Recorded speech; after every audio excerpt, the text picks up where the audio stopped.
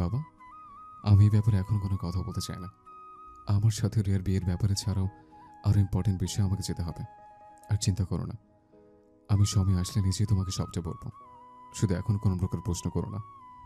বলেই গটগট করে বাইরের দিকে হাঁটা দিল ফায়াজ। এইদিকে ফায়াজের যাওয়ার পানে জাফর সাহেব অবাক দৃষ্টিতে তাকিয়ে আছেন, যেন ফায়াজের এমন আচরণ তার কাছে একদম নতুন। গাড়ির কাছে পৌঁছাতেই ধ্রুব বলে ওঠে, কি ব্যাপার, এতক্ষণ কোথায় ছিলি? সেই কখন থেকে তোর জন্য ওয়েট করছি। তেমন কিছু না, একটা কাজে আটকে গিয়েছিলাম। আচ্ছা ঠিক আছে। আর হ্যাঁ, ভালো কথা, তুই যেটার খোঁজ নিতে বলছিলি সেটার খোঁজ নিয়েছি। আর সবচেয়ে বড় কথা হলো, চৌধুরী বাড়ি এখান থেকে 2 ঘন্টার রাস্তা। তবে তুই সেটার প্ল্যান করেছিস, সেটাতে কি আদৌ কাজ হবে? কাজ তো হতেই হবে ধ্রুব। সিরাতকে ফিরে আনার জন্য তো রিস্ক নিতেই হবে।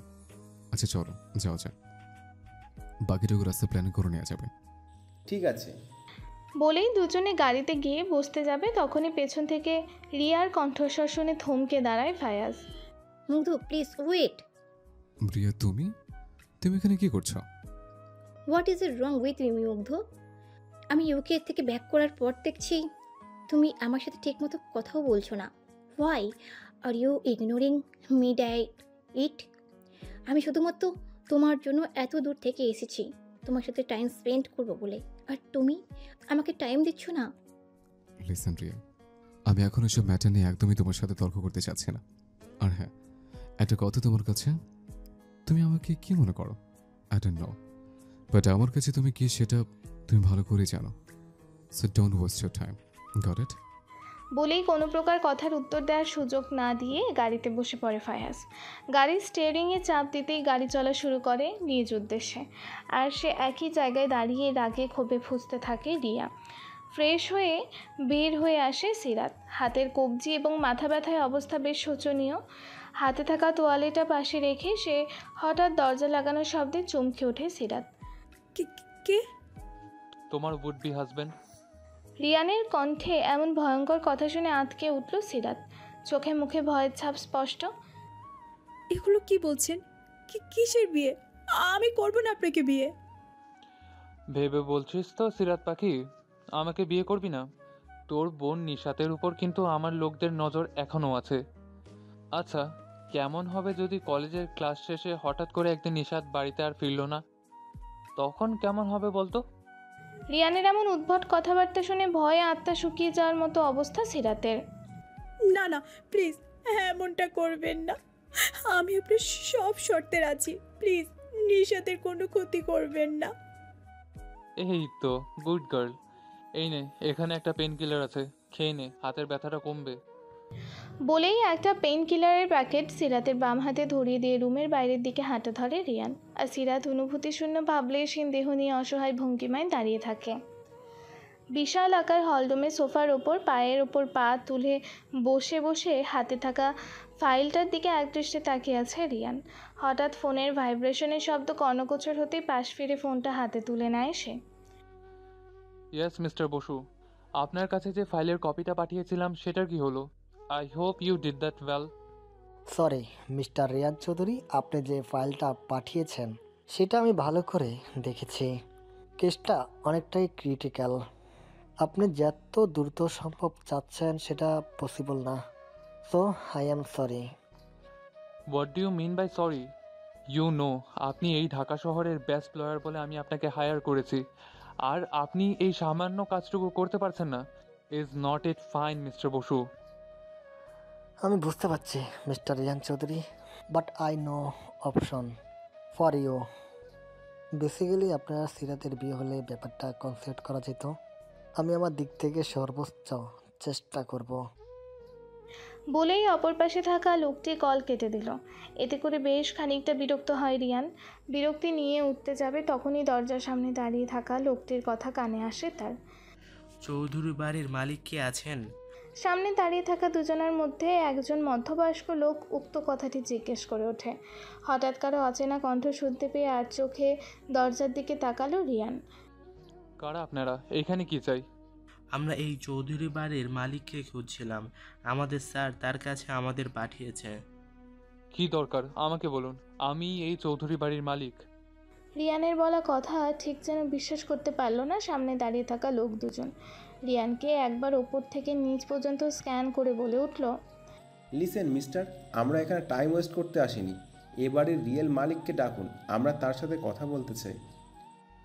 What do you mean by time waste? Am I a joke to you? আমি একবার বলছি যে এই চৌধুরী বাড়ির ওয়ান অ্যান্ড অনলি ওনার আমি, Reyan Chowdhury. That's me. Oh sorry sir, আমরা আপনাকে চিনতে পারিনি। It's our fault sir. It's okay, but আপনারা কারা তা কিন্তু আমি এখনও চিনতে পারিনি। আমি আবরার ধ্রুব, অ্যান্ড ইনি আমার অ্যাসিস্ট্যান্ট জুবায়েদ করিম।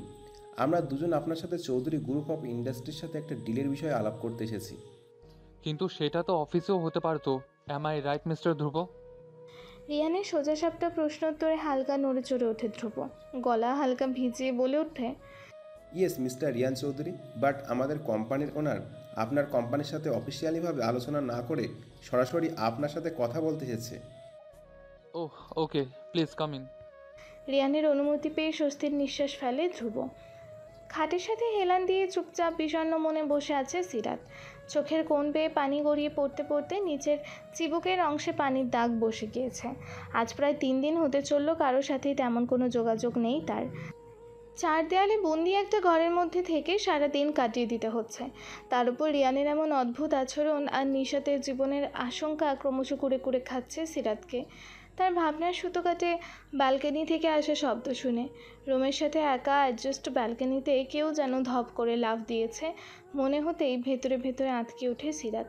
ধীর পায়ে বিছানা থেকে নেমে খানিকটা সামনের দিকে পা বাড়ায় সে। কে ওখানে? সিরাতের কথায় কোনো প্রত্যুত্তর ফিরে আসলো না। মিনিট 5 পিনপতন নীরবতা থাকার কারণে কানে ভুল শুনেছে ভেবেই পুনরায় পেছনের দিকে পা বাড়ায় সে। কিন্তু পেছন ফিরে এগোতে নিলেই ঘটে আর এক বিপত্তি। কোনো এক বিশাল আকার পুরুষালী দেহের বক্ষদেশে তার মাথা যেন ঠেকে গিয়েছে। সাথে করা পারফিউমের সুগন্ধ নাকে এসে জড়ো হতেই 2 কদম পিছিয়ে যায় সিরাত। কে আপনি? এখানে আমার রুমে কি চাই আপনার? কোনো সারা শব্দ না পেয়ে এক প্রকার ভয় পেয়ে যায় সিরাত। এখন এই অসময়ে তার রুমে কে আসবে ভেবেই মাথায় যন্ত্রণা শুরু হয়ে যাচ্ছে। কে ওখানে? দেখুন, ভালো হচ্ছে না কিন্তু। আমার রুম থেকে বের হয়ে যান, না হলে কিন্তু আমি চিৎকার করে সবাইকে ডাকা শুরু করব। বলেই ঠোঁট দুটো প্রসারিত করতে নিলেই কারো হাতের শীতল আঙুলের স্পর্শ সিরাতের ঠোঁট জোড়া ছুঁয়ে দেয়। শ্, একদম চুপ, কোনো কথা না। কানের কাছে কোনো পুরুষালী কণ্ঠে ফিসফিসিয়ে বলা কথা কর্ণকুহরে পৌঁছাতেই সমস্ত শরীর হিমের ন্যায় জমতে শুরু করে। কিন্তু পর মুহূর্তেই কণ্ঠস্বর কেমন যেন চেনা চেনা লাগে, যার ফলস্বরূপ মস্তিষ্ক ফায়েজের উপস্থিতি জানান দিতেই চোখে মুখে একরাশ বিস্ময়ের ছাপ প্রকাশ পায়। মিস্টার ফায়াজ, আপনি? অবাক হয়ে জিজ্ঞেস করে সিরাত। আরে আস্তে আস্তে, এত জোরে চিৎকার করে শুনিয়ে দিলে নিচ থেকে তোমার প্রাণপ্রিয় ভয়ঙ্কর রিয়ান এসে আমাকে জানে মেরে দেবে। কিন্তু আপনি এখানে কি করছেন? আর এখানে আসলেনই বা কি করে? অতি উৎসুক হয়ে প্রশ্ন করে সিরাত। সেসব অনেক কাহিনী, পরে ধীরে সুস্থে সবটা বলবো। আচ্ছা, আমি এখন যা যা বলছি তা মন দিয়ে শোনো। বলেই কিছু একটা বলা শুরু করে ফায়াজ, আর সেগুলো খুব মনোযোগ দিয়ে কর্ণপাত করতে থাকে সিরাত। এদিকে নিচে হলরুমে ধ্রুবের মুখোমুখি বসে আছে রিয়ান। টেবিলের ওপর থাকা একটা এগ্রিমেন্টের পেপার হাতে নিয়ে সেটার ওপর তীক্ষ্ণ দৃষ্টিতে চোখ বোলাচ্ছে সে। Excuse me mister Riyan Chowdhury, I will be back. বলেই সোফা ছেড়ে উঠে দাঁড়ালো ধ্রুব। খানিকটা সামনে এগিয়ে গিয়ে স্বচ্ছ চশমার গ্লাসের আড়ালে একবার আর চোখে রিয়ানের দিকে তাকিয়ে পকেট থেকে ফোন বের করে নিল সে। অতঃপর ফায়েজের নাম্বারে ছোট্ট একটা টেক্সট পাঠিয়ে দিয়ে আবারও উল্টো দিকে হাঁটা শুরু করে ধ্রুব। তাহলে কি ডিলটা ফাইনাল মনে করব mister Riyan Chowdhury? Deal final হলে কিন্তু 50% বেনিফিট আপনার কোম্পানিরই। I need more time mister Dhruv, at least 3 দিন, তারপরেই আমি ডিলটা সম্পর্কে কিছু বলতে পারবো। অসম্ভব, এটা কখনোই পসিবল না মিস্টার ফায়াজ। আমি এখান থেকে আপনার সাথে পালিয়ে যাওয়ার বিন্দু মাত্র প্রচেষ্টা করলে রিয়ান ভাইয়া নিশাতের কোনো একটা ক্ষতি করে দিবে। এটা আমি কখনোই পারবো না। তার মানে কি বলতে চাইছো? রিয়ানের সাথে তুমি বিয়েতে রাজি হয়ে যাবে? লাইক সিরিয়াসলি সিরাত, জেনে শুনে নিজেকে কেন নরকের মধ্যে ঠেলে দিচ্ছ? আমি জানি আমি কাজটা ঠিক করছি না, কিন্তু কি করব বলুন? নিশাতের উপর রিয়ান ভাইয়ের লোকজন সব সময় নজর রাখছে। আর আমিও চাই না এই বিয়ে হোক, কিন্তু ওই যে বললাম নিশাদ, নিশাদ ছাড়া এই পৃথিবীতে আমার আর কেউ নেই। শ্, আর কোনো কথা না, আমি যেটা বলছি তোমাকে সেটাই করতে হবে। আর নিশাতের বিন্দু পরিমাণ ক্ষতি আমি হতে দেব না, আই প্রমিস ইউ। কিন্তু কি করে? কথা বলার মাঝে অসাবধানতাবশত পাশের টেবিলের উপর থাকা কাঁচের ফুলদানিতে সিরাতের হাতে স্পর্শ লেগে পড়ে যায় নিচে। হঠাৎ ওপরের রুম থেকে কোনো কিছু পড়ার আওয়াজ কানে যেতেই দোতলায় থাকা সিরাতের রুমের দিকে সরু দৃষ্টে তাকায় রিয়ান। ওকে মিস্টার রিয়ান চৌধুরী, আজ আমরা উঠি। আশা করি খুব শীঘ্রই আবারও দেখা হচ্ছে। Yes, have a nice day. Dhruv আর জুবায়ের সাহেব বাসা থেকে বের হয়ে যেতেই রিয়ান দ্রুত পায়ে ওপরের দিকে হাঁটা ধরে। কাঁচ জাতীয় কোনো বস্তুর ভাঙচুরের শব্দ কর্ণপাত হতেই ওপরের দিকে দ্রুত পায়ে হাঁটা শুরু করে রিয়ান। দোতলার কর্নারের দিকে থাকা সিরাতের রুমটার সামনে গিয়েও কয়েক সেকেন্ডের জন্য থেমে গেল সে। পরক্ষণেই আবারও দরজাতে মৃদু ধাক্কা দিতেই দরজা আপনা আপনি খুলে যায়। রুমের ভেতরে প্রবেশ করতেই টেবিলের কাছে মেঝেতে ছড়িয়ে ছিটিয়ে থাকা কাচের টুকরোগুলো চোখ এড়ায় না রিয়ানের। মাথা তুলে তাকাতেই রুমের কর্নারে আলমারির কাছটায় ভয়ে গুটিসুটি মেরে থাকা সিরাতের ওপর চোখ পড়ে তার। কি ব্যাপার, তুই এখানে এইভাবে দাঁড়িয়ে আছিস কেন? আর রুমে এসব কাজ ভাঙলো কি করে? শীতল গলায় জিজ্ঞেস করে রিয়ান। আমি আসলে কি হয়েছে, এইভাবে তোতলাচ্ছিস কেন? আমি কিছু জিজ্ঞেস করেছি তোকে সিরাত? আসলে আমার হাত লেগে ফুলদানিটা নিচে পড়ে গিয়েছিল। আমি ইচ্ছে করে কিছু করিনি রিয়ান ভাইয়া।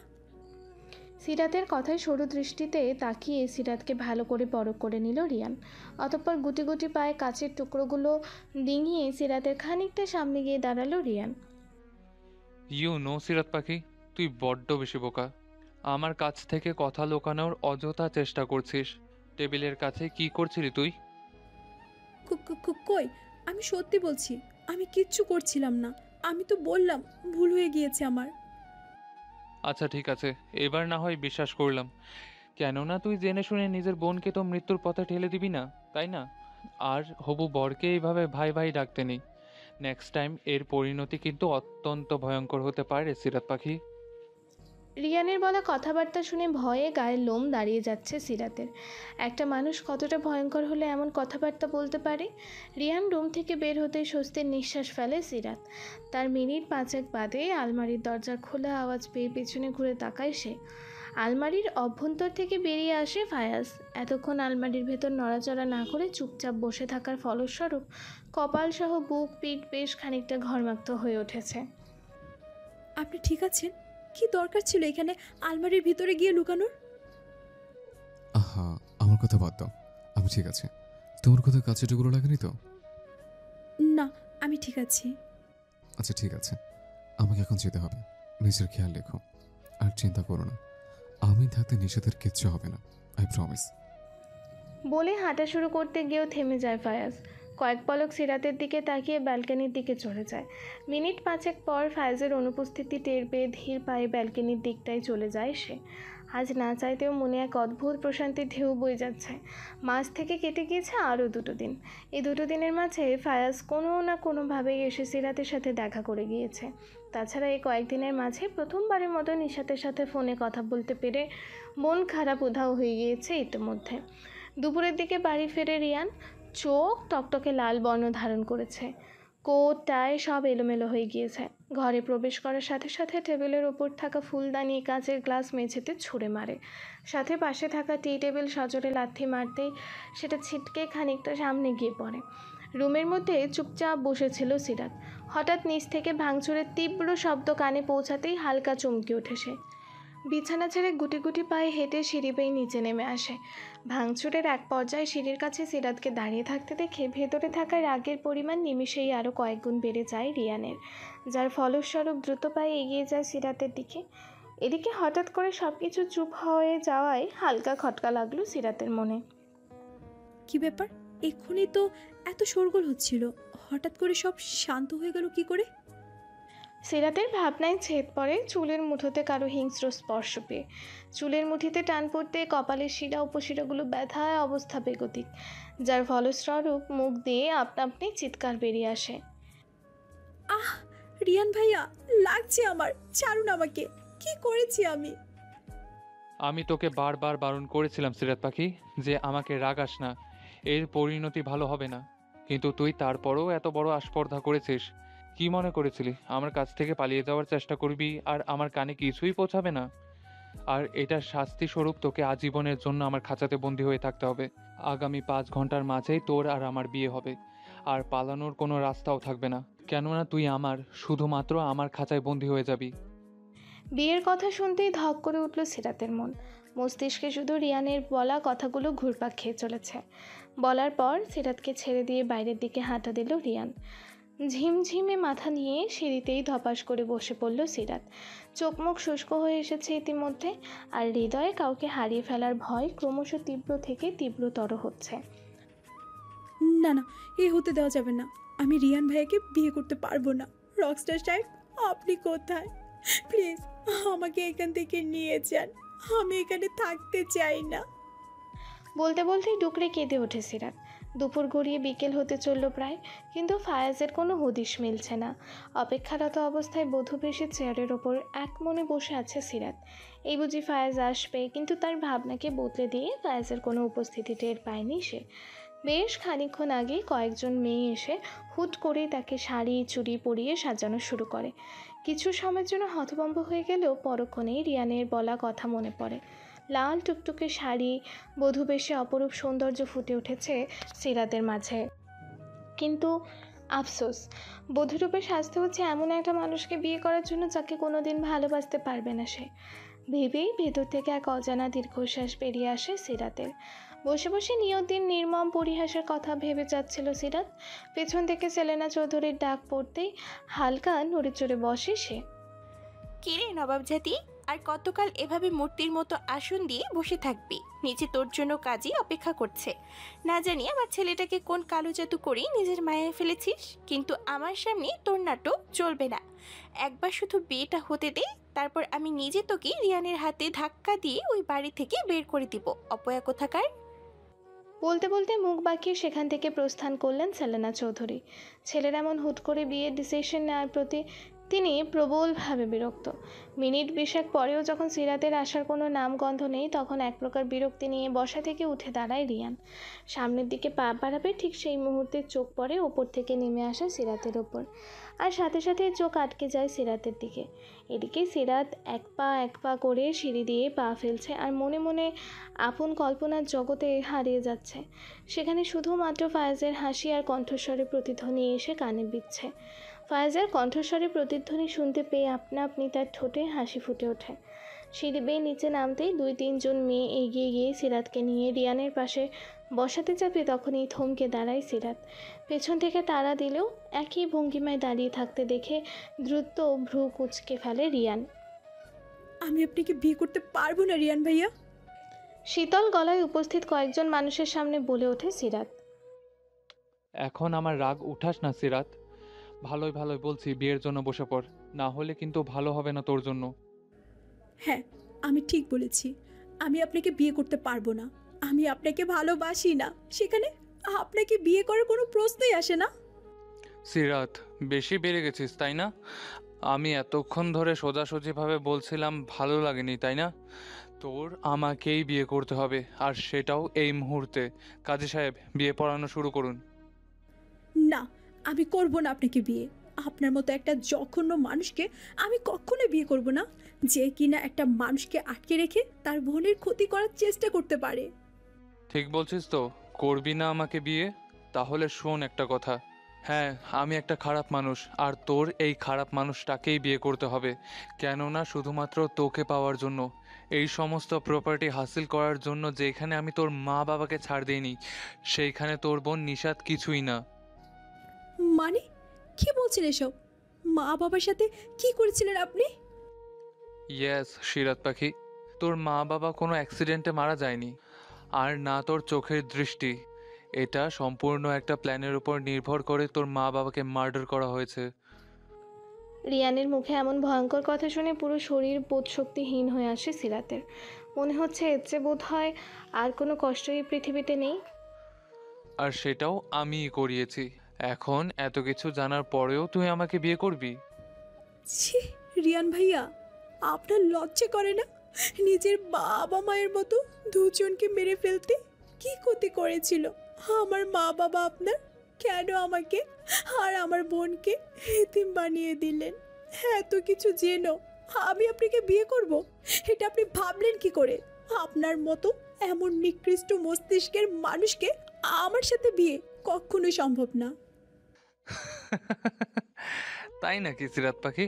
সেটা না হয় একটু পরেই দেখতে পাবে। কাজী সাহেব, বিয়ে পড়ানো শুরু করুন।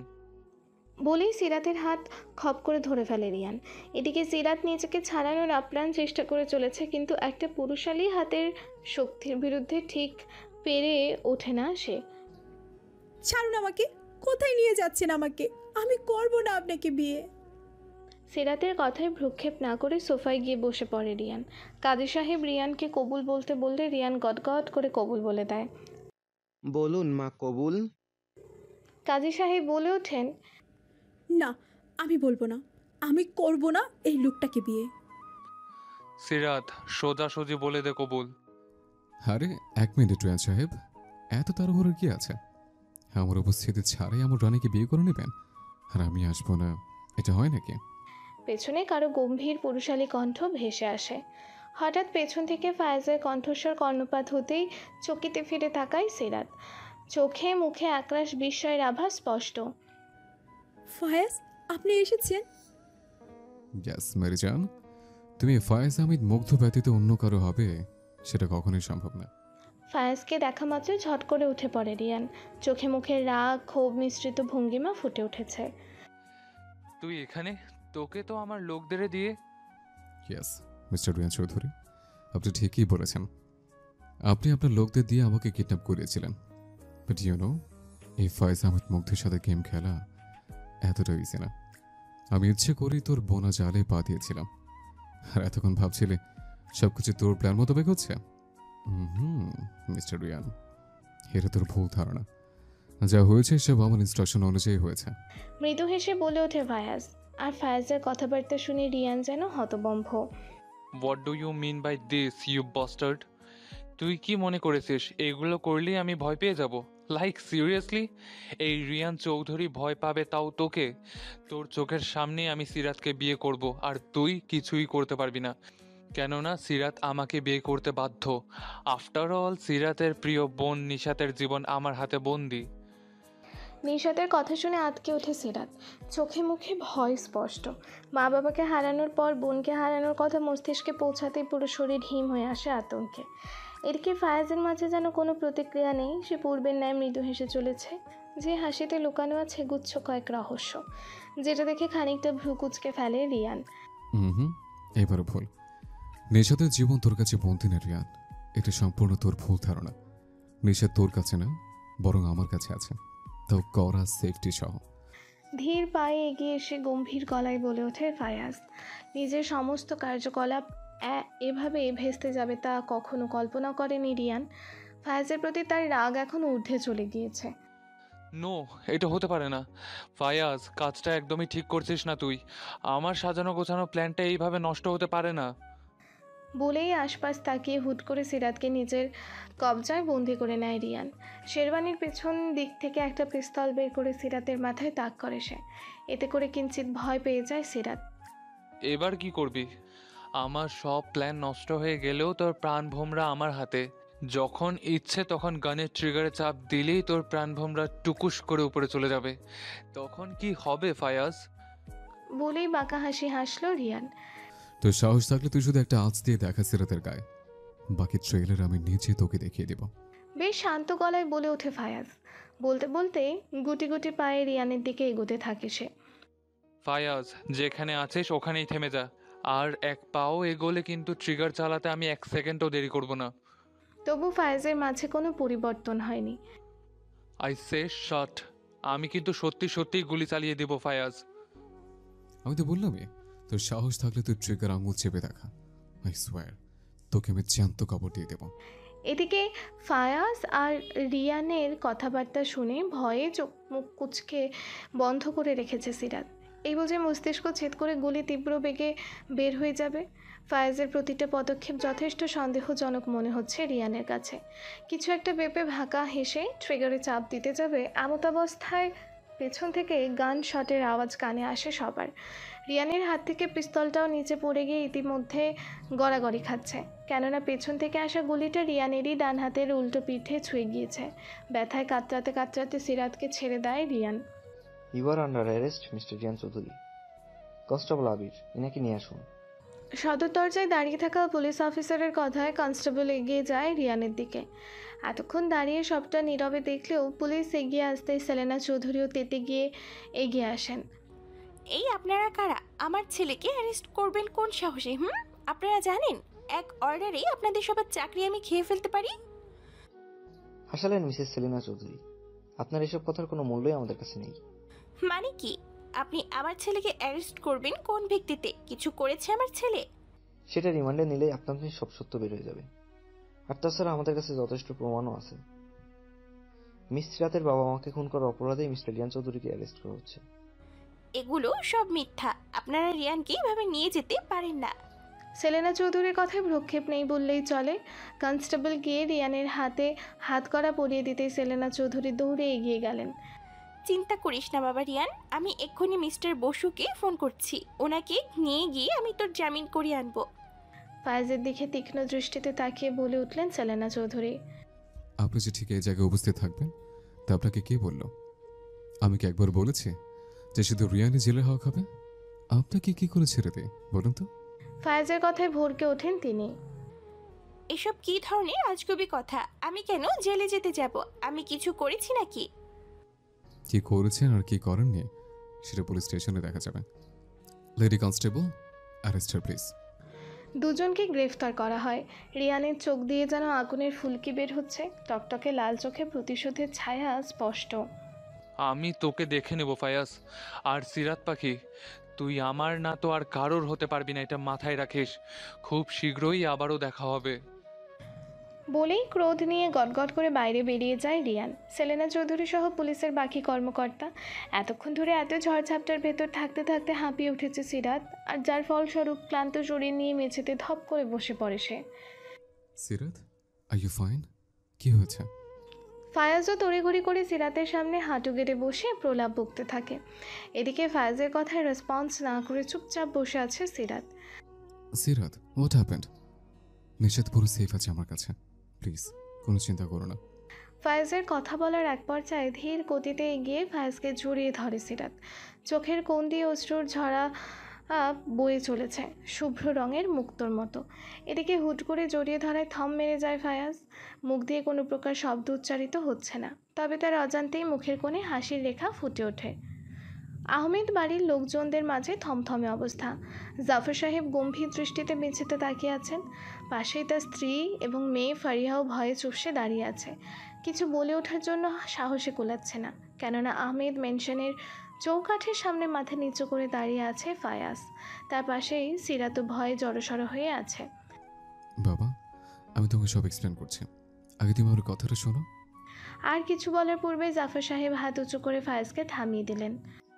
আমি কোনো প্রকার কথা শুনতে চাই না, আর না কোনো এক্সপ্লেন। আমি তোমার এমন কার্যকলাপ দেখে হতবাক। বড়দের পরামর্শ ছাড়াই তুমি ডিসিশন নিতে শিখে গিয়েছো দেখছি। তাই বলে এটা মনে করো না এই বাড়িতে আমার কথার কোনো খেলাপ হবে। আমি যা ডিসিশন নিয়েছি সেটাই তোমাকে মানতে হবে। গম্ভীর গলায় বলেই সোফা ছেড়ে উঠে দাঁড়ালেন জাফর সাহেব। নিজের ঘরের দিকে পা বাড়াতেই দীর্ঘশ্বাস ছাড়ে উপস্থিত হলরুমে থাকা সকলে।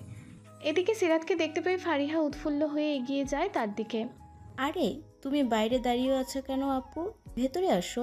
বলেই সিরাতের দিকে হাত বাড়িয়ে দেয় ফারিহা। দোতলার সিঁড়িতে দাঁড়িয়ে দাঁড়িয়ে সবটাই এতক্ষণ পর্যবেক্ষণ করছিল রিয়া। সিরাত ভেতরে প্রবেশ করতে রাগে গজগজ করতে করতে নিজের রুমে চলে যায় সে। দেখতে দেখতে বিকেল পেরিয়ে রাত হয়ে এসেছে। চারপাশে কালচে আঁধারের মাঝে ঝিঝি পোকার তীব্র আওয়াজ দূর থেকে জানালা ভেদ করেই শোনা যাচ্ছে। সিরাতও এক মনে বারান্দায় বসে সেই আওয়াজ এক মনে শুনে যাচ্ছে। সিরাত আপু, হঠাৎ করে নিশাতের কণ্ঠস্বর কান অব্দি পৌঁছাতেই চমকে ওঠে সিরাত। ভাবনা খেয়ালের জগৎ থেকে বেরিয়ে তড়িঘড়ি করে বসা থেকে উঠে দাঁড়ায় সে। সিরাতের দিকে দৃষ্টি যেতে দ্রুত গতিতে এগিয়ে যায় নিশাত। পেছন পেছন যথারীতি ফায়াজও প্রবেশ করে ভেতরে। নিশাত গিয়ে প্রথমে সিরাতকে চাপটে ধরে, যেন এতদিন বড় বোনকে না দেখার বিতৃষ্ণা আরও কয়েক গুণ বেড়ে যায়। সিরাতও জড়িয়ে ধরে নিশাতকে। আপু তুই ঠিক আছিস? তোর কিছু হয়নি তো? হ্যাঁ, আমি ঠিক আছি, কিচ্ছু হয়নি আমার। হয়নি বললে ভুল হবে, মিস্টার ফায়াজ কিচ্ছু হতে দেয়নি আমার। কৃতজ্ঞতার ভঙ্গিমা অনুসরণ করে প্রত্যুত্তরে বলে ওঠে সিরাত। ফায়াজ বিনিময় শুধু মুচকি হাসি দেয়। সারাত কি এভাবেই গল্প করে কাটিয়ে দিলেই হবে নাকি? কিছু খেতেও হবে। সদর দরজার সামনে ট্রে হাতে উপস্থিত হতেই বলে ওঠে ফারিহা। আরে বাইরে দাঁড়িয়েছিস কেন, ভেতরে আয়। ফায়াজের কথা মতো ভেতরে প্রবেশ করে টেবিলের ওপর ট্রে রাখে ফারিহা। আচ্ছা তোমরা না কথা বলো, আমার একটা জরুরি কল এসছে, আমি একটু বাইরে যাচ্ছি। বলতে বলতে ফোন হাতে রুম থেকে প্রস্থান করে ফায়াজ। রাতের খাবারের আয়োজনের পর্ব চুকিয়ে 3 জন যথাক্রমে সিরাত, নিশাত আর ফারিহা মেতে ওঠে নানা রকম গল্পে। হাস্যরসাত্মক গল্প করার মাঝে ঘরের মধ্যে হুড়মুড় করে ঢুকে পড়ে রিয়া। রিয়াকে এভাবে ঘরে প্রবেশ করতে দেখে হাসি থামিয়ে দেয় ফারিহা আর নিশাত। দুজনেই ভ্রু কুচকে তাকায় রিয়ার দিকে। রিয়া আপু তুমি এখানে? ভালোই করেছো, এসো এখানে এসে আমাদের সাথে জয়েন হও। গল্প? My foot! আমি এখানে তোমাদের সাথে কোনো ইউজুয়াল গল্প করতে আসিনি। আমি এখানে সিরাতকে ওয়ান্ট করতে এসেছি। খানিকটা রাগ মিশ্রিত কণ্ঠে বলে ওঠে রিয়া। সিরাতকে ওয়ান করার কথা কানে আসতেই ফারিহা, নিশাত সহ সিরাতও ভ্যাবাচাকা খেয়ে বসে। মানে কিসের ওয়ান? অস্ফুট স্বরে জিজ্ঞেস করে সিরাত। কি মনে করো নিজেকে? কেউ তোমার আসল চেহারা চিনবে না? আমি চিনে ফেলেছি তোমার আসল চেহারা। আমার মুগ্ধকে আমার কাছ থেকে কেড়ে নেওয়ার জন্য এত নাটক সাজিয়েছো, তাই তো? নিজেকে মুগ্ধের সামনে অসহায় অবলা সাজিয়ে নিজের মায়ায় ফেলতে চাও, যাতে করে এই সব সম্পত্তি হাতিয়ে নিতে পারো। লিসেন, মুগ্ধ ইজ মাইন। ওর থেকে হাত পাড়ালে সেটা তোমার পক্ষে ভালো হবে না সিরাত। রিয়ার মুখের এমন হুমকি স্বরূপ কথাবার্তা সিরাতকে অবাক না করে পারে না। রিয়ার কথায় সবার মুখে বিস্ময়ের ছাপ স্পষ্ট। এগুলো আপনি কি বলছেন রিয়াপু? কিসের নাটক আর কিসেরই বা মুখোশ উন্মোচন? আর মিস্টার ফায়াজের সঙ্গে আমার সম্পর্ক কখনোই সম্পত্তির বেড়াজালে আবদ্ধ ছিল না। আর না আমি তার সামনে অসহায়ত্বের নাটক করেছি। তিনি তো শুধু আমার বিপদে আমাকে সাহায্য করেছেন। এখানে তাকে নিজের মায়া জড়ানোর সাদৃশ্য কোথায়? অবাক হয়ে জিজ্ঞেস করে সিরাত। আমার সামনে এসব নাটক করার প্রয়োজন নেই, আমি সব ভালো করেই জানি। আই জাস্ট ওয়ান ইউ, এরপর থেকে যেন তোমাকে মুগ্ধের আশেপাশে আমি না দেখি। He is only mine. একটু পরিমাণেও যদি লাজ লজ্জা থেকে থাকে তাহলে এই বাড়ি থেকে আগামীকালই চলে যাবে তুমি। রিয়া আপু বাস অনেক হয়েছে। তুমি সে কখন থেকে সিরাত আপুকে যা তা শোনাচ্ছ? তোমার প্রবলেম কোথায়? আমার ভাই যাকে খুশি ভালোবাসবে, আর এইটা একান্তই তার ব্যাপার। আর তুমি ভালো করেই জানো ভাইয়া তোমাকে পছন্দ করে না। তুমি যেগুলো সারাদিন ভাইয়ার সামনে করো সেগুলো ন্যাকামি, নাটক ছাড়া কিছুই না। রিয়ার প্রশ্নোত্তরে হুঙ্কার দিয়ে বলে ওঠে ফারিহা। এদিকে চিল্লাচিল্লি করার শব্দ কর্ণপাত হতেই রুমে দ্রুত পায়ে চলে আসে ফায়াজ।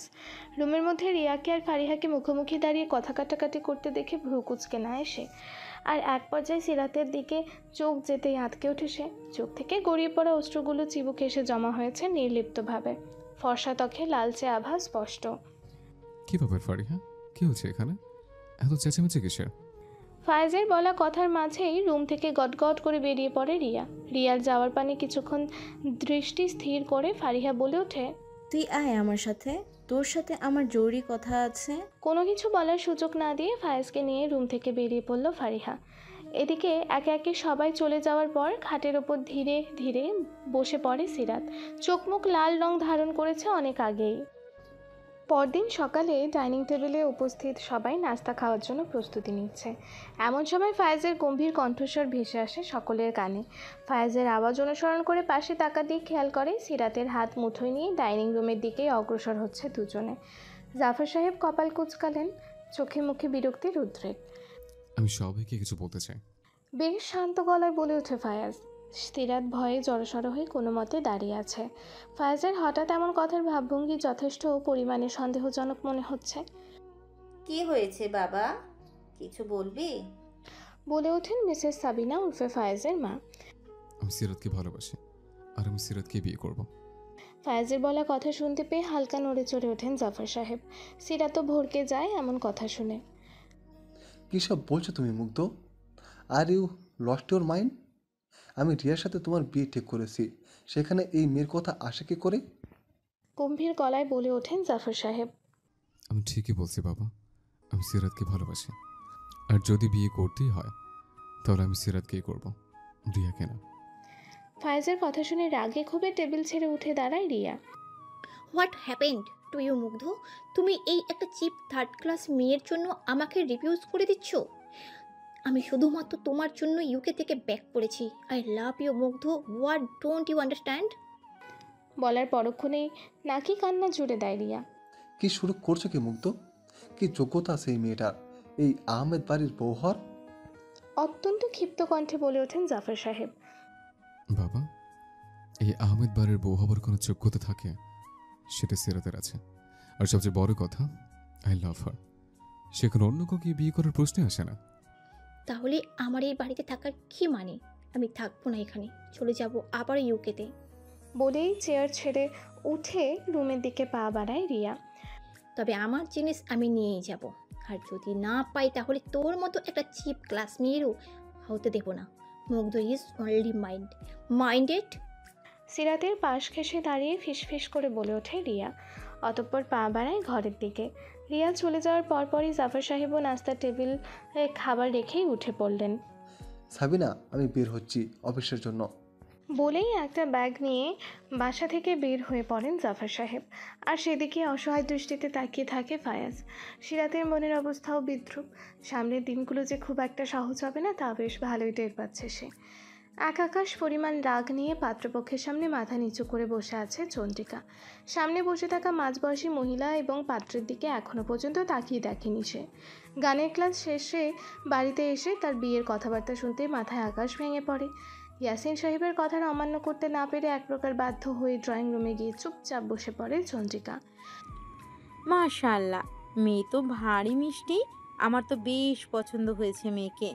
তাহলে বিয়ের কথা সামনে বাড়াই, কি বলেন ভাই সাহেব? তাছাড়া আমার ছেলে রূপের কথাও তো রাখতে হবে। রূপ নামটা শুনতেই নিমিষেই সব রাগ ক্ষোভ নিয়ে যায় চন্দ্রিকার। একরাশ বিস্ময় নিয়ে মাথা তুলে তাকাতেই চোখ দুটো কটুক থেকে বেরিয়ে আসার উপক্রম। অস্ফুট স্বরে শুধু উচ্চারণ করে, ডক্টর রূপ। বিস্ফোরিত নয়নের রূপের দিকে তাকিয়ে অস্ফুট স্বরে উচ্চারণ করে চন্দ্রিকা। দুজনের চোখাচোখি হতেই রূপ বিনিময়ে একটা মুচকি হাসি দেয়। চন্দ্রিকার কাছে সব কিছু যেন এখন ঘোরের মতো লাগছে। তার সূক্ষ্ম ভাবনায় ছেদ পড়ে রূপের মায়ের কথায়। আচ্ছা, এখন তো অনেক কথা হলো। রূপ আর চন্দ্রিকাকেও না হয় এবার আলাদা করে কথা বলতে দেওয়া যাক। রূপের মায়ের কথায় হালকা নড়ে চড়ে ওঠে চন্দ্রিকা। হুট করে যেন নার্ভাসনেস কয়েক গুণ পরিমাণ বেড়ে গিয়েছে, যেখানে সে আর রূপ আগে থেকেই পরিচিত। জি আপা, অবশ্যই। পূর্বী, তুমি রূপকে নিয়ে যাও। না চাইতেও জোরপূর্বক দাঁড়িয়ে হাঁটা দিল চন্দ্রিকা, আর তাকেই অনুসরণ করে পিছু পিছু চলে রূপ। বিকেলের আকাশে সূর্য অস্থায়মান। রোদের প্রখরতা নেই বললেই চলে। প্রবাহমান বাতাসের শীতল স্পর্শ কিছুক্ষণ পরপর ছুঁয়ে দিয়ে যাচ্ছে চন্দ্রিকাকে, যার ফলস্বরূপ কোমর অবধি লম্বা খোলা চুলগুলো তার নিয়ন্ত্রণ হারিয়ে ফেলেছে। আর তার ঠিক সামনেই কার্নিশ ঘেঁষে দাঁড়িয়ে আছে রূপ। দুজনের মাঝে পিনপতন নীরবতা। মিনিট পাঁচেক বাদে নীরবতার সমাপ্তি ঘটিয়ে চন্দ্রিকা খানিকটা শান্ত গলায় বলে ওঠে, এসবের মানে কি ডক্টর রূপ? চন্দ্রিকার প্রশ্নেই সোজা হয়ে দাঁড়ায় রূপ। গলা হালকা খাকারি দিয়ে বলে ওঠে, কোন সব? কিছু কি হয়েছে? না জানার ভান করে এই দিক সেদিক তাকিয়ে বলে রূপ। এতে করে খানিকটা রেগে যায় চন্দ্রিকা, তবুও নিজেকে যথাসম্ভব সামলে আর চোখে তাকিয়ে বলে ওঠে, আমি মজা করছি না ডক্টর রূপ, আমি সিরিয়াসলি জিজ্ঞেস করছি এসবের মানে কি? আপনি ভালো করেই জানতেন যে আমার এসব বিয়ে ভালোবাসা নিয়ে কোনো মাথা ব্যথা নেই, আর না এগুলোর সাথে কখনো জড়াতে চাই। আপনি সবটা জানার পরও কেন বিয়ে নিয়ে বাড়াবাড়ি করছেন? চন্দ্রিকার রুক্ষ কণ্ঠস্বর শুনে রূপের মুখের হাসি উবে গেল। নিজের মধ্যে যথেষ্ট পরিমাণে গাম্ভীর্য ভাব এনে বলা শুরু করে, হ্যাঁ, আমি জানি আমি কি করেছি, তবে চন্দ্রিকা এখানে নিশ্চয়ই কোনো ভুল নেই। আর যদি আমি তোমার আঙ্কেলের কাছে বিয়ের প্রস্তাব না আনতাম, তাহলে ইয়াসিন আঙ্কেল তোমার বিয়ে অন্য আর একটা ছেলের সাথে দিয়ে দিত। মানে? হ্যাঁ, ইয়াসিন আঙ্কেল তোমার অজান্তেই তোমার বিয়ের প্ল্যানিং করছিল, অ্যান্ড ফর্চুনেটলি এই ব্যাপার নিয়ে তিনি আমাকে বলেছিলেন। আর এটা আমি কখনোই হতে দিব না যে নিজের চোখের সামনে প্রিয় মানুষটিকে অন্য কারো হাতে তুলে দিতে। রূপের কথাবার্তা শুনে অবাক হয়ে চন্দ্রিকা বিস্ফোরিত চোখে রূপের দিকে তাকায় সে। কি বলছেন আপনি ডক্টর রূপ? প্রিয় মানুষ মানে? কাম অন চন্দ্রিকা, তুমি এতটাও ইম্যাচিওর নও যে আমার কথা বুঝতে পারোনি। আমি জানি তুমি ভালো করে জানো যে আমি তোমাকে ভালোবাসি, আর তুমি জেনে শুনে ইচ্ছে করে সবটা জেনে এড়িয়ে গিয়েছো আমায়। রূপের কথায় কিঞ্চিত কেঁপে ওঠে চন্দ্রিকা। কপাল বেয়ে বিন্দু বিন্দু দুশ্চিন্তার ঘাম ঝরছে। রূপ সবটা জানতো তাহলে ভাবতেই মাথা ঝিমঝিম করা শুরু করে দিয়েছে ইতোমধ্যে। আপনি তো তাহলে সবটা জানতেনই, তাহলে শুধু শুধু কেন যেচে আবারও আমার কাছে এসেছেন? আমি তো বলেছি যে আমি কাউকে বিয়ে করতে পারবো না। ট্রাই টু আন্ডারস্ট্যান্ড চন্দ্রিকা, আমার ইন্টেনশন খারাপ না। আমি তোমাকে ভালোবাসি বলে বিয়ের প্রপোজালটা দিয়েছি, আমি তোমাকে হারাতে চাইনি। আমাকে প্লিজ ফিরিয়ে দিও না। আমি জানি আপনার ইন্টেনশন খারাপ না ডক্টর রূপ, আর আমি এটাও বলছি না যে আপনি খারাপ। তবে ওই যে একটা জিনিস, বিশ্বাস, সেটাই দ্বিতীয়বারের মতো করা কখনই সম্ভব না। আমি কথা দিচ্ছি আমি আমার বেস্ট তোমাকে দিব, সবসময় আগলে রাখবো, ভালোবাসবো। তবু এই বিয়েতে রাজি হয়ে যাও। তোমাকে আমার ভালোবাসতে হবে না, বরং শুধু দিন শেষে আমার সাথে থাকলেই চলবে। Please Chandrika, I requested you. আর আমি যদি এই বিয়েতে রাজি না হই তাহলে? স্থির দৃষ্টিতে রূপের দিকে তাকিয়ে জিজ্ঞেস করে ওঠে চন্দ্রিকা। রূপের দৃষ্টিও স্থির, তবে সেই দৃষ্টিতে আছে একরাশ অভিযোগ, অসহায়ত্ব আর একরাশ ভয়।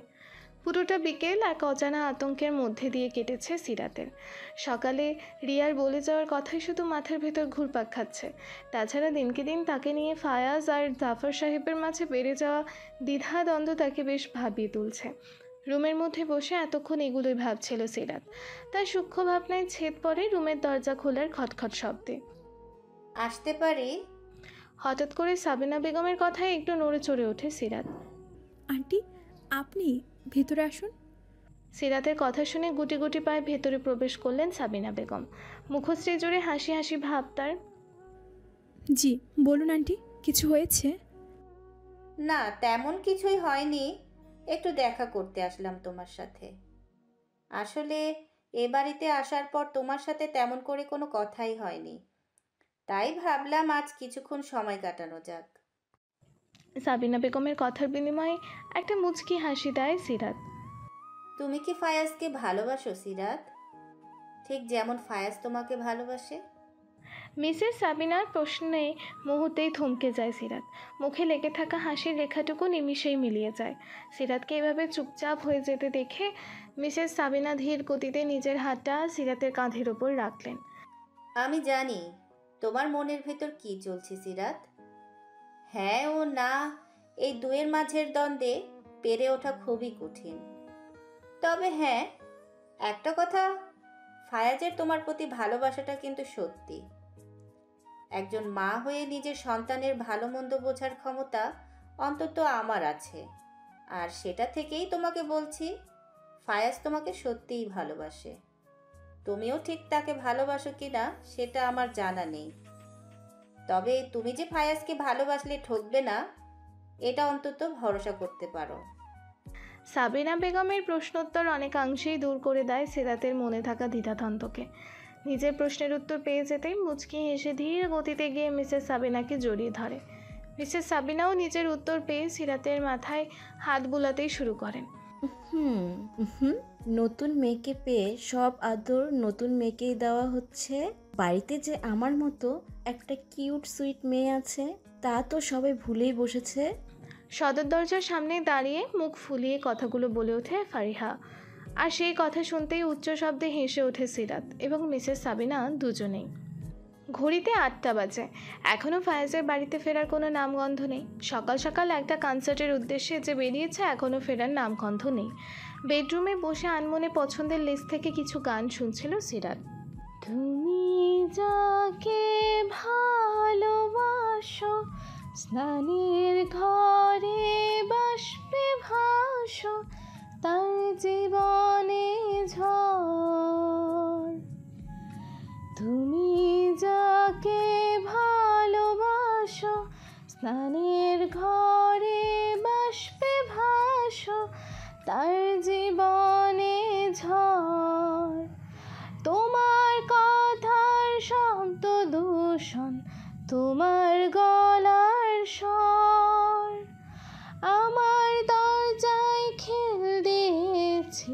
আমার দারুণ জ্বর, তুমি অন্য কারোর সঙ্গে বেঁধো ঘর, তুমি অন্য কারোর সঙ্গে বেঁধো ঘর।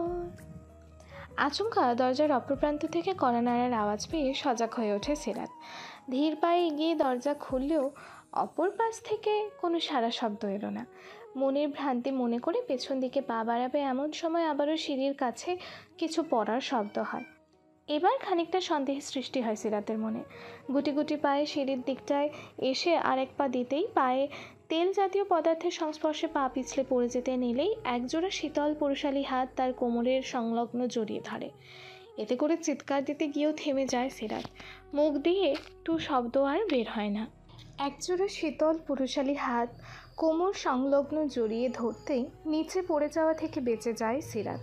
সাথে করে ভয়ে চোখ মুখ কুঁচকে চিৎকার দিতে গিয়েও থেমে যায় সে। ফায়াজ অতি সন্তর্পণে সিরাতকে সোজা করে দাঁড় করাতেই খানিকটা কাছাকাছি চলে আসে দুজনে। ফায়াজের উত্তপ্ত ভারী নিঃশ্বাস সিরাতের মুখশ্রী ছুঁয়ে দিতেই কিঞ্চিত কেঁপে ওঠে সিরাত। ফায়াজের ঘোর কাটাতে নিচ থেকে ছিটকে সরে আসে পেছনের দিকে। এতে করে ভাবনায় ছেদ পড়ে ফায়াজের। হালকা গলা খাকারি দিয়ে বলে ওঠে, আর একটু দেরি করলে কি হতে পারতো? এখন সে আইডিয়া আছে তোমার? এত রাতে নিচে যাওয়ার কি দরকার ছিল? আমি তো ইচ্ছে করে পড়িনি, সিঁড়িতে বোধহয় কিছু একটা ছিল, আর এখান থেকে পরপর দুইবার কিছু পড়ার শব্দ পেয়েই তো রুম থেকে ছুটে এসেছিলাম। সিরাতের কথা শুনে খানিকটা ভ্রু কুঁচকে ফেলে ফায়াজ। সিরাতের থেকে সরে এসে সিঁড়ির কাছটায় দাঁড়ায়। সিঁড়ির একাংশ জুড়ে কিছু একটা চিকচিক করছে। সন্দেহবশত সেখানে হাত দিতেই তেল জাতীয় পদার্থ অনুভূত হয় ফায়াজের।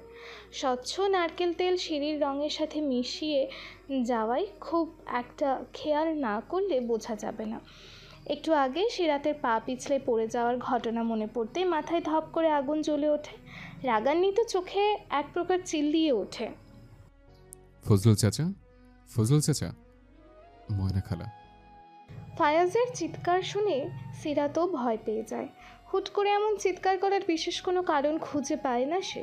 ফায়াজের ডাকে ফজলুল এবং ময়না দুজনেই যার যার কাজ ফেলে ছুটে যায় ফায়াজের কাছে। মিসেস সাবিনা সহ ফারিহাও বেরিয়ে আসে রুম থেকে। কি হয়েছে ছোট হুজুর, কিছু লাগবে আপনার? বিচলিত কণ্ঠে বলে উঠল ফজলুল আর ময়না দুজনেই। সিঁড়িতে এতক্ষণ তেল এলো কি করে? ময়না খালা, তুমি তো প্রতিদিনই সিঁড়িতে ধোয়া মোছা করো, তাহলে সিঁড়িতে এত তেল কি করছে? এখনো সিঁড়িতের সাথে কত বড় দুর্ঘটনা ঘটতে পারতো, তুমি জানো? ততক্ষণে দোতলায় সাবিনা বেগম সহ ফারিহা উপস্থিত হয়ে গিয়েছে। আমি সত্যি জানি না হুজুর, এখানে তেল আসছে কেমনে। আমি তো বিকেলেই সব পরিষ্কার করছি। আটকে বলে ওঠে ময়না। ময়নার কথা শুনে খটকা লাগে ফায়াজের। মিনিট দুয়েক নিশ্চুপ থাকার পর কিছু একটা ভেবে বলে ওঠে, আচ্ছা ঠিক আছে, তোমরা এখন যাও, আমি না হয় পরে দেখবো ব্যাপারটা। ফায়াজের কথা মতো ময়না আর ফজলুল মাথা নাড়িয়ে নিচের দিকে পুনরায় পা বাড়ায়। কি হয়েছে ফায়াজ? কিসের কথা বলছিলি তুই? আর সিরাতের বা কি হয়েছিল? মিসেস সাবিনা উৎসুক হয়ে প্রশ্ন করেন। তেমন কিছু না মা, জাস্ট ছোট্ট একটা অ্যাক্সিডেন্ট ছিল, নাথিং এলস। না বলার ব্যাপারটা নিয়ে তেমন ঘাটাঘাটি করেননি মিসেস সাবিনা। মিসেস সাবিনা চলে যেতেই পেছন ফিরতেই সিরাতের বাম হাত খপ করে ধরে ফেলে ফায়াজ। তুমি আমার সাথে এসো, তোমার সাথে আমার জরুরি কথা আছে। কিন্তু কেন? সিরাতের কথার ভ্রুক্ষেপ না করে হাত ধরে রুমের দিকে পা বাড়ায় ফায়াজ। এদিকে একে একে সবাই চলে যেতেই আড়াল থেকে অতি সন্তর্পণে বেরিয়ে আসে রিয়া। এতক্ষণ সিঁড়ির অপর প্রান্তে দাঁড়িয়ে সব কিছু চুপচাপ পরখ করছিল সে। তার তৈরি করা পরিকল্পনা এভাবে ভেস্তে যাবে দেখতেই রাগে শরীর রি করছে। আমার তৈরি করা প্ল্যান একের পর এক ফ্লপ হয়ে যাচ্ছে, আর আমি কিছুই করতে পারছি না। প্রত্যেকবার এই থার্ড ক্লাস মেয়েটা বাঁচানোর জন্য কোনো না কোনোভাবে মুগ্ধ হাজির হয়ে যায়, কিন্তু আর না, এই পরের প্ল্যানে তোমাকে পা দিতেই হবে সিরাত। শুধুমাত্র তোমার জন্য আমার মুগ্ধ আমাকে সবার সামনে আমাকে রিজেক্ট করেছে, এর শোধ আমি গুনে গুনে নেব।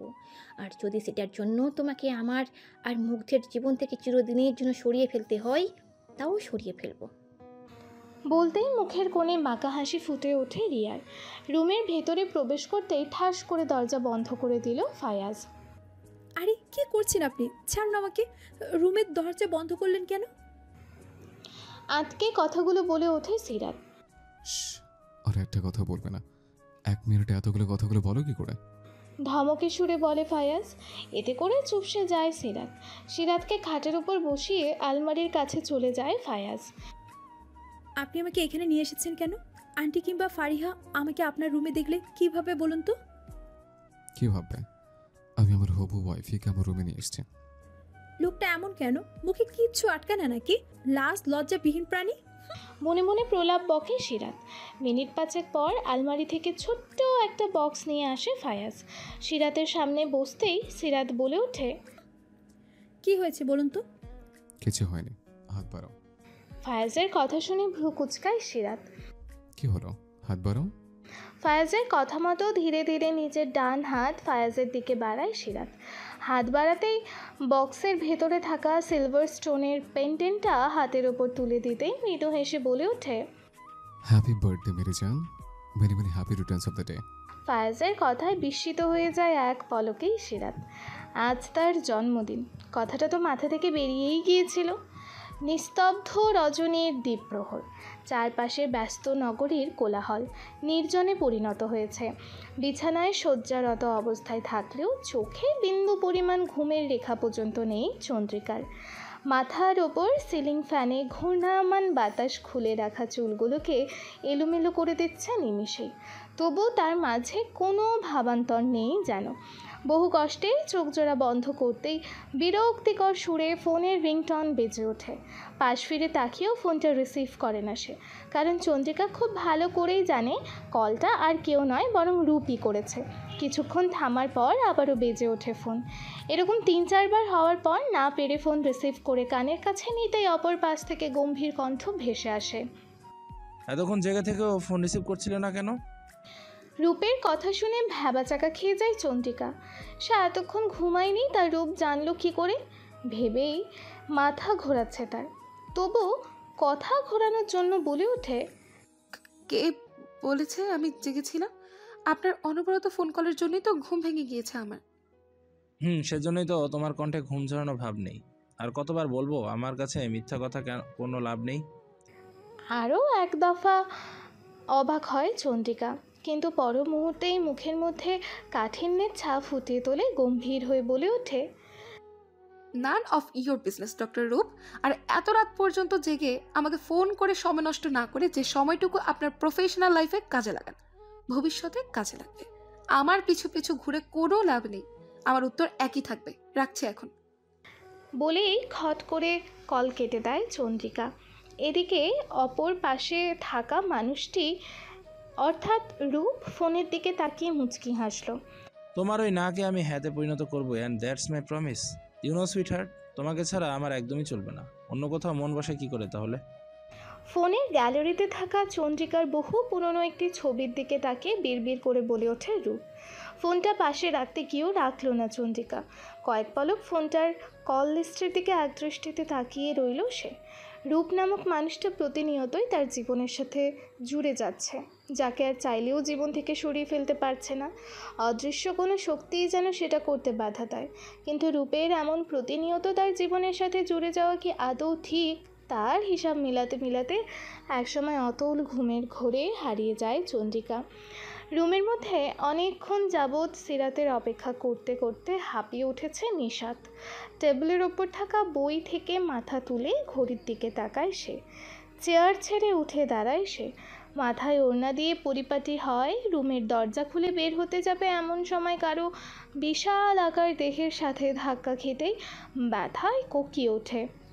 রুম থেকে বের হতেই কারো বিশাল আকার দেহের সঙ্গে ধাক্কা খেতেই দুকদম পিছিয়ে যায় নিশাত। সাথে খানিকটা ব্যথায় কোঁকিয়ে ওঠে সে। সামনে থাকা ব্যক্তিটা যেন ঘটনাক্রমে ভ্যাবাচাকা খেয়ে যায়। একরাশ রাগ নিয়ে কিছু বলার উদ্দেশ্যে সামনে তাকাতেই মুখশ্রী থেকে রাগের রেশ উধাও হয়ে যায়। আপনি? অবাকের সুরে বলে ওঠে নিশাত। সামনে থাকা ব্যক্তি অর্থাৎ ধ্রুব নিজের বাহুতে হাত বুলাতে বুলাতে সামনের দিকে চোখ তুলে তাকালো। আই এম সরি, আসলে ফোনের স্ক্রিনের দিকে তাকিয়ে হাঁটতে হাঁটতে খেয়াল করিনি। Are you fine miss Nishat? বিচলিত হয়ে জিজ্ঞেস করে Dhruv. It's okay, I am fine. তবে এত রাতে আপনি এখানে? আমি তো ফায়াজের ঘরের দিকে যাচ্ছিলাম, কিছু ইম্পর্টেন্ট কাজ আছে। কিন্তু আপনি এত রাতে কোথায় বেরোচ্ছিলেন মিস নিশাত? এই তো সিরাত আপুকে খোঁজার জন্য বের হচ্ছিলাম। 3 ঘন্টা ধরে ঘরে আসেনি, তাই ভাবলাম নিচে গিয়ে একটু খুঁজে আসি। ও আচ্ছা। এভাবেই টুকটাক কথাবার্তার মাঝে মিনিট 5 কেটে যায়। কথাবার্তার মাঝেই আর চোখে বারবার নিশাতের দিকে তাকায় ধ্রুব। নিশাতের ঠোঁটের নিচে থাকা লালচে রঙের তিলটায় যেন না চাইতেও চোখ আটকে যায় তার। নিজেকে সামলানোর চেষ্টা বজায় রেখে কোনো মতে টুকটাক কথা বলার সেখানে থেকে কেটে পড়ে ধ্রুব। কথার মাঝে হুট করে চলে যাওয়ার কিছুক্ষণ ড্যাব ড্যাব করে তাকিয়ে থাকে নিশাত। হাতের ওপর পেন্ডেন্টের সংস্পর্শ আর ফায়াজের বলা কথা শুনে চমকে ওঠে সিরাত। আর তার জন্মদিন কথাটা তো মাথা থেকে বেরিয়েই গিয়েছিল, কিন্তু সিরাতের জন্মদিন সম্পর্কে ফায়াজ জানল কী করে? ভেবে ভেবে একাকার হয়ে যাচ্ছে সিরাত। কি ব্যাপার, কোথায় হারিয়ে গেলে? গিফট পছন্দ হয়নি? ফায়াজের কথায় হুঁশ ফেরে সিরাতের। কই কিছু না তো। আর পছন্দ হবে না কেন? খুব পছন্দ হয়েছে। তবে একটা কথা বলুন তো রকস্টার সাহেব, আমার জন্মদিনের কথা আপনি জানেন কি করে? আমি তো ভুলেই গিয়েছিলাম। তোমার সাথে জড়ে থাকা প্রতিটা জিনিস আমি জানবো না তো আর কে জানবে? আফটার অল আমি ওর উঠবি। খানিকটা মুচকি হেসে বলে ওঠে ফায়াজ। উঠবি? আপনি এত শিওর দিয়ে বলছেন যেন বিয়ে হয়ে গিয়েছে আপনার আমার সাথে। আর আমি কি একবারও বলেছি যে আপনাকে আমি বিয়ে করব? বেশ আয়েশি ভঙ্গিতে ঠাট্টার ছলে বলে ওঠে সিরাত। তবে তার কথা শুনে সামনে থাকা ব্যক্তির যেন ঠিক বোধগম্য হয়নি। চোখে মুখে রাগের আভা স্পষ্ট। হুট করে সিরাতের বাম বাহুদয় ধরে টান দিয়ে বসে সে। আচমকা হ্যাঁচকা টানে টাল সামলাতে না পেরে ফায়াজের অনেকটা কাছাকাছি এসে পৌঁছায় সিরাত। সাথে খানিকটা ভয়ের রেশও লেগে যায় সমস্ত শরীর জুড়ে। পুরো মুখশ্রী জুড়ে ভারী উত্তপ্ত নিঃশ্বাসের ছোঁয়া লাগতেই শিউরে ওঠে সিরাত। কি করছেন আপনি?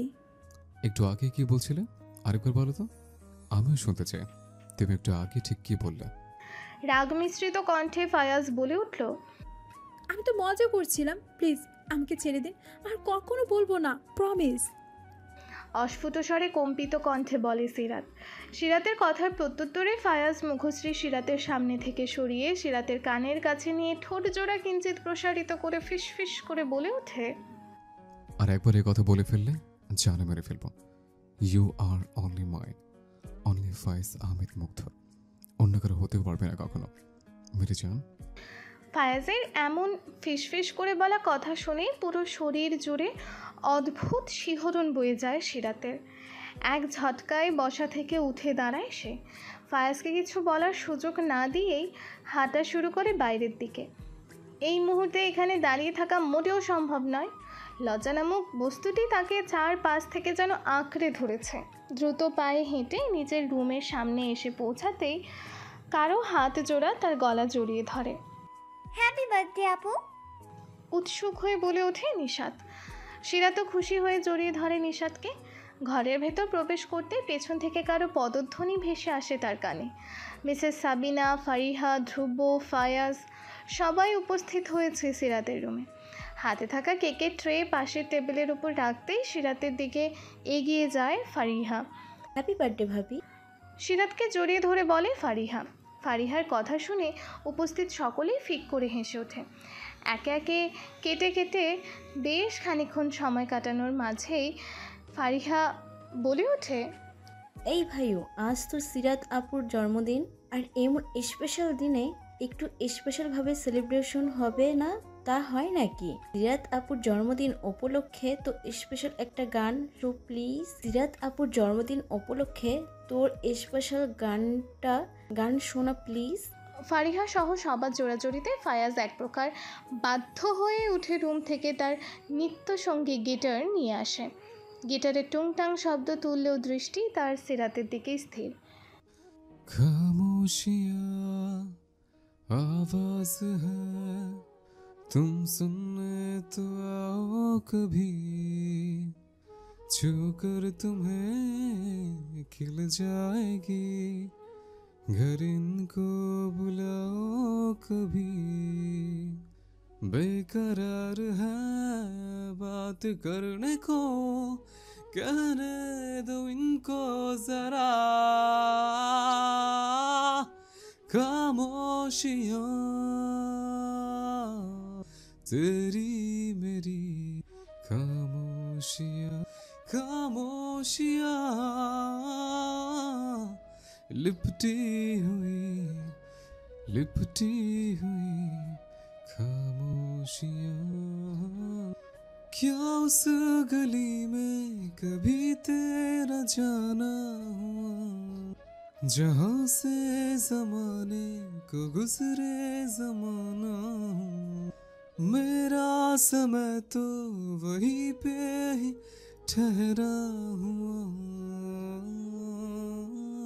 बताऊं तुम्हें क्या मेरे साथ क्या क्या हुआ। खामोशियाँ एक साज है, तुम धुन को हिलाओ जरा।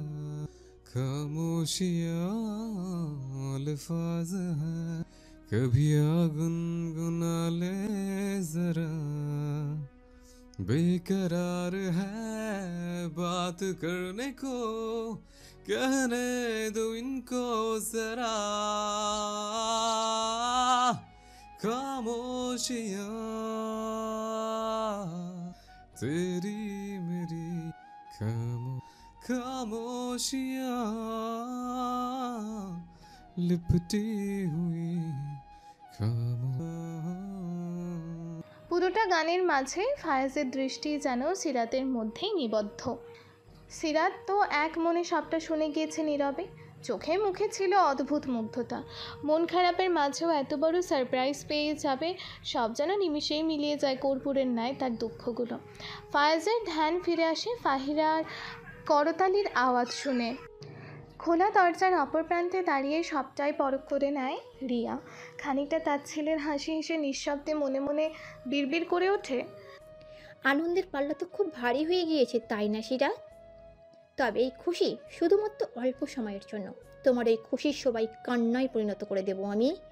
যেটা আমার সেটা শুধুই আমারই।